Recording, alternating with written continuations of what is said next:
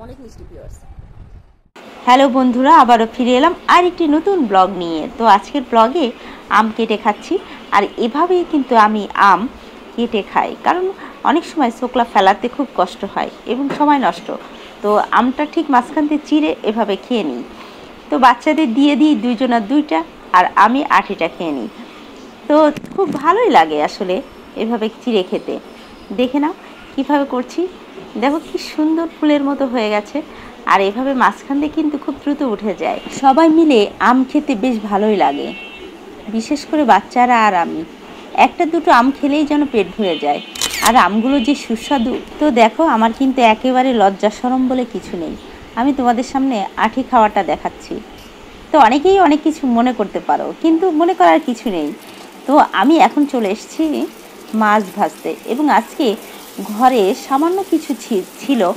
বিশেষ করে একটু অর্ধেক লাউ ছিল, একটু আলু, ও কয়েকটি বরবটি দিয়ে আমি আজকে রেসিপিটা করব, কারণ ঘরে তেমন কিছুই নেই।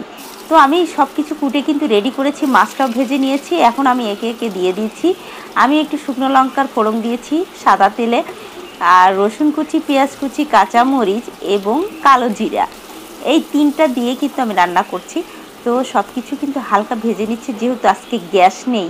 আর গ্যাস না থাকায় কিন্তু একটু প্রবলেমে পড়ে গেলাম, কারণ গ্যাস থাকলে কিন্তু খুব দ্রুত রান্না হয়ে যায়।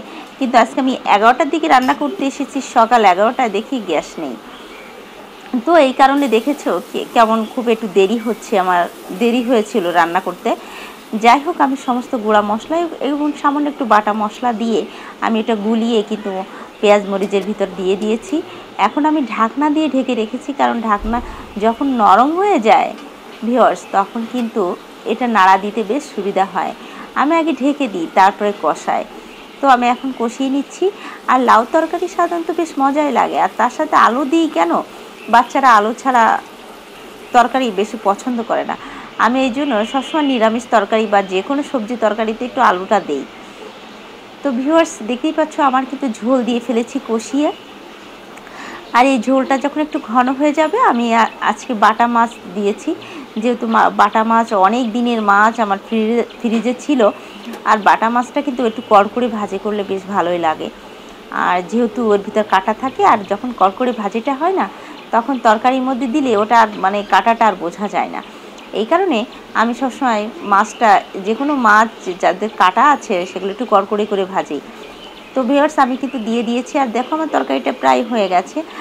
আর ঘন হয়ে এসেছে যখন ঝোলটা, তখন আমি হালকা আর একটু কাঁচামরিচ দিয়ে দিয়েছি, ও একটু মশলার গুঁড়ো মশলা দিয়েছি। তো টেস্টের জন্য আমি দেই সাধারণত। আমি নামিয়ে ফেলেছি, আমি তরকারিটা কিন্তু চমৎকার হয়েছে। এটা কিন্তু গতকালের রেসিপি ছিল, এই কারণে আজকে আমি শেয়ার করলাম। আর আজকে আজকে আমি যে রেসিপিটা করব সেটা আগামীকাল দিব, এভাবেই কিন্তু আমি করি, সাধারণত সিস্টেম করে চলি। যেহেতু এটা কিন্তু এডিট করতে একটু সময়ের দরকার, আর সেই জন্য আমি আগে থেকে এডিট করে রাখি। তো সবাই ভালো থাকবেন, সুস্থ থাকবেন। রেসিপি যদি ভালো লেগে থাকে অবশ্যই একটা লাইক দিবেন প্লিজ।